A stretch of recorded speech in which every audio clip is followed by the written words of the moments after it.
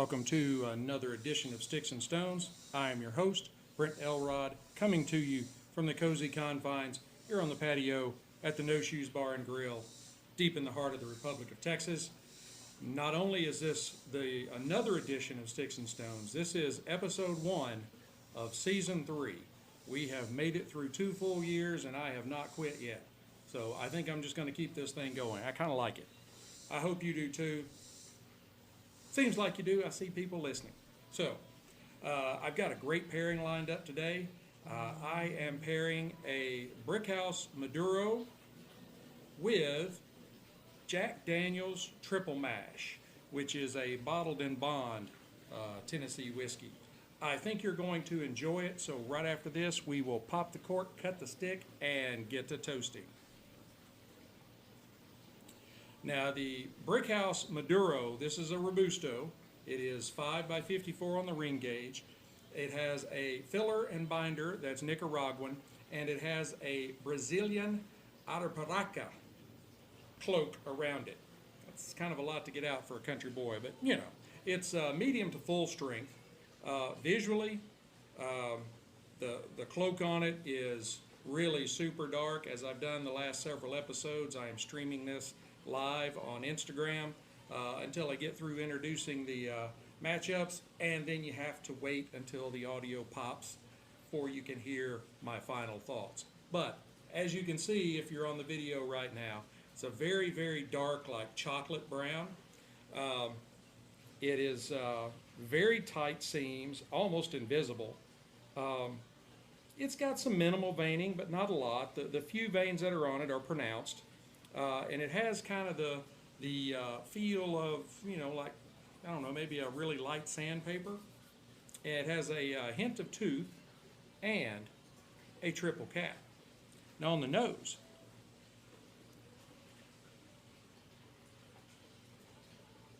I get some aged tobacco and some baking spices up front, followed by some dark chocolate, maybe some malt, a little bit of peppers, more like pepper plants, like green peppers, red peppers. It's got a little bit of nuttiness to it, maybe a little bit of smoky. It's got cedar and some kind of creamy caramel. It's a pretty complex stick. I am going to give it a cut with my Cigarism hollow cut guillotine cutter. I love Cigarism. They have some great products.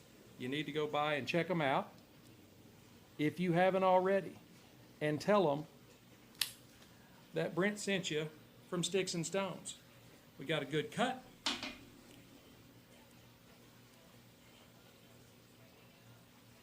Now the cold draw gives us some notes of like black pepper, maybe some malted chocolate,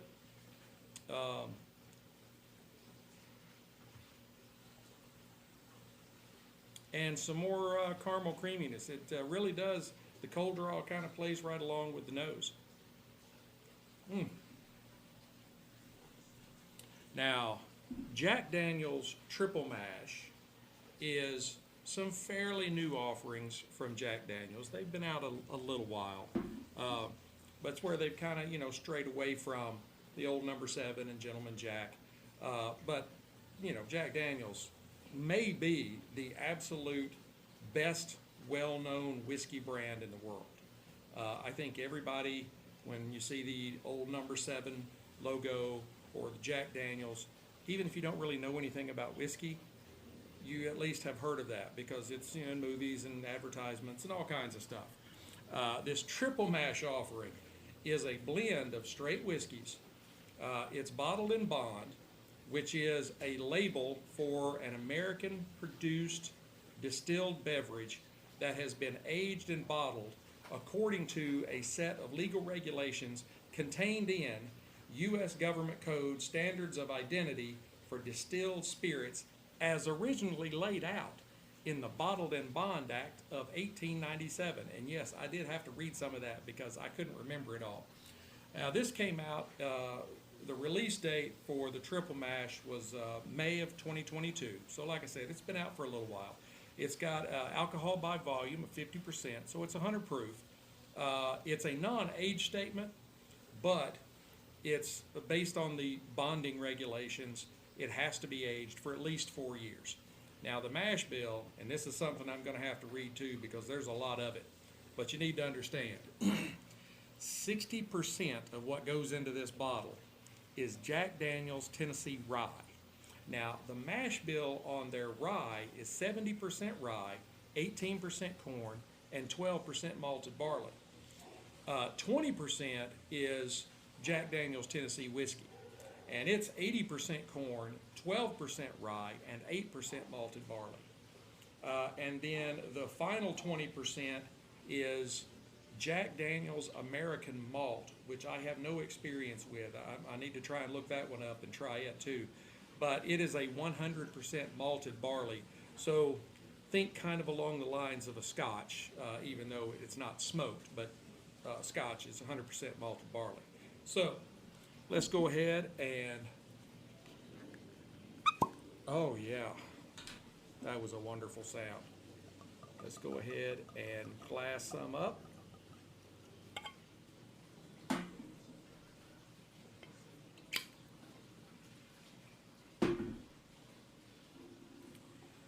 Now this has, the folks on watching on Insta, you can tell, this has a beautiful reddish copper color. There's even maybe a little tinge of gold to it. It's really beautiful in the glass.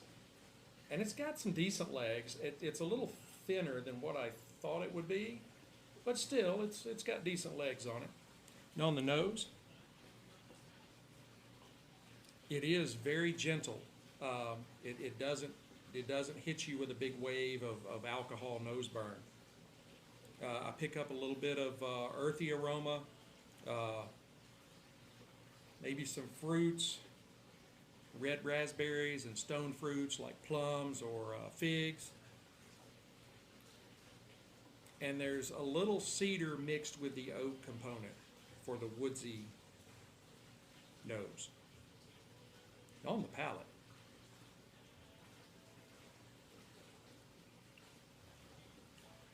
that's exceptionally smooth going down to be 100 proof. It does hit you on the finish, but when you first put it in your mouth, it is just velvety smooth.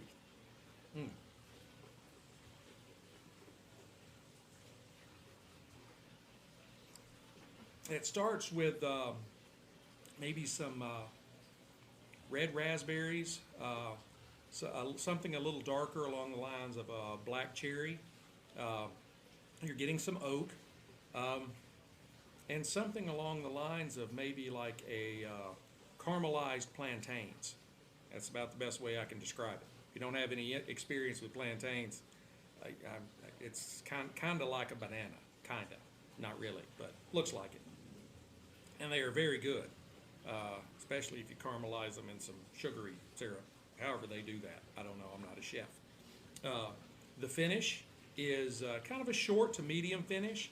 It does offer you some, like a little bit of cinnamon, some vanilla, and a little bit more spice and oak. All in all, this is an outstanding whiskey. I really like this. This is my first time trying it.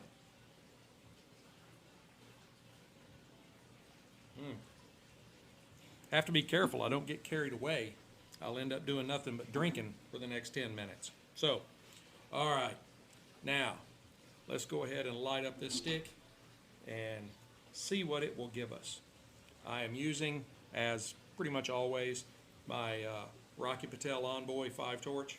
Envoy, not on boy.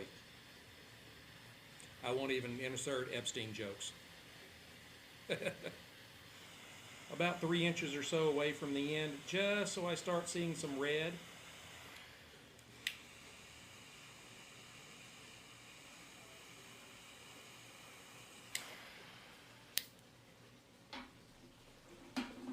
And then I kind of I bring the cigar and the lighter a little closer together, but I just touch it, just barely touch it to the flame, and just wave it back and forth. Make sure I get a good light all the way across.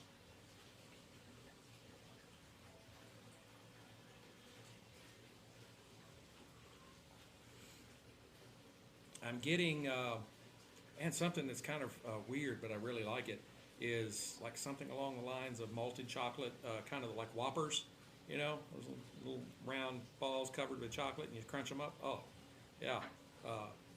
So something along those lines. Uh,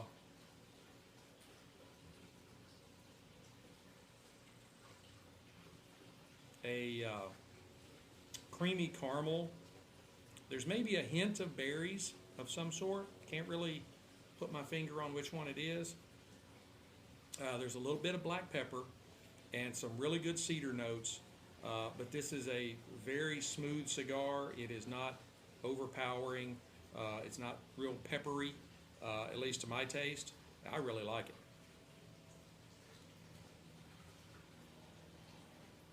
And it is putting off a phenomenal amount of smoke. I really like this cigar. Let's go ahead and try these together.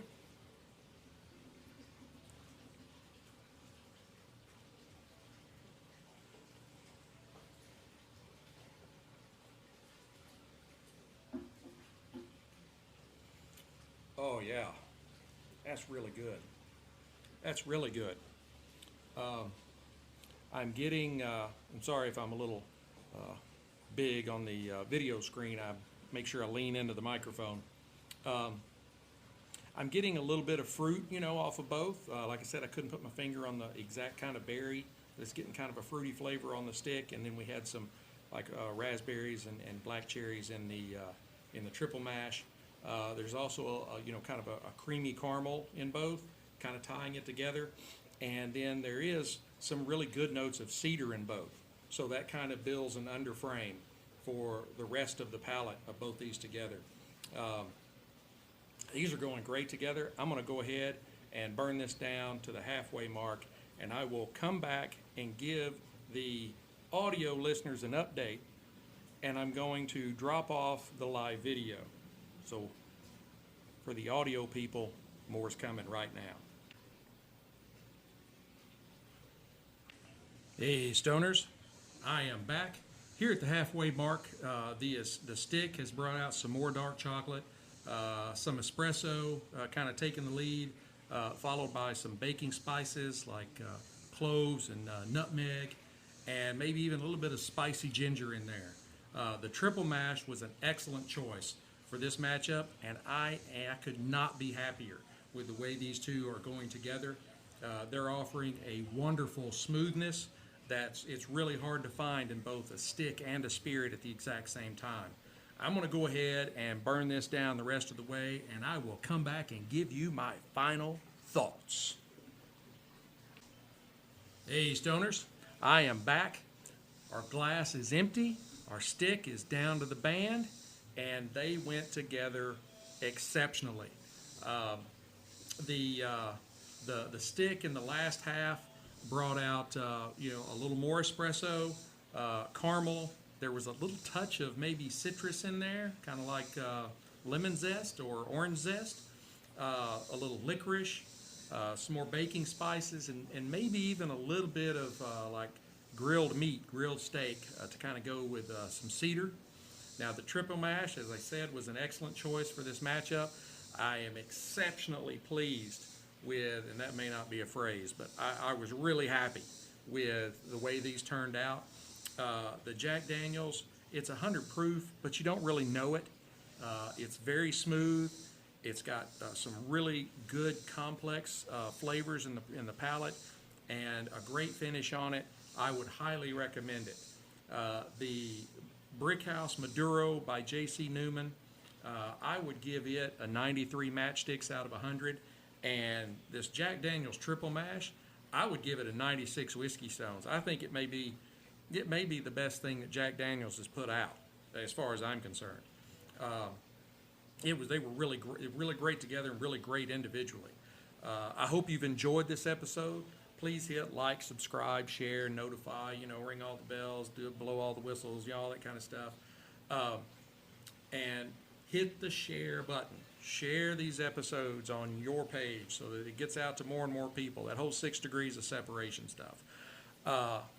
Also remember that I have a new Sticks-n-Stonez store, not only with Sticks-n-Stonez gear, but there's some patriotic stuff and just some funny stuff, and I'm adding something new to it all the time over at Redbubble. You can find the link in my bio. Just go to Linktree. Actually, I think I have Redbubble. It may be by itself there in the bio.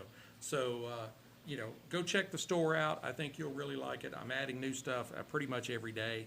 I'm also now an Amazon influencer. So if you look up Sticks-n-Stonez on Amazon, you will find I have one of my recommendation lists is cigars and pipes. And you'll see not only stuff that I use here on the show, but also the stuff that I use just in my own private life in smoking pipes and cigars. So I think that's going to wrap it up for this episode. I am so glad I got to spend some time with you. I am so glad we are starting season 3. And until we get to be together again, keep your sticks dry, your stones cold, and have a great day.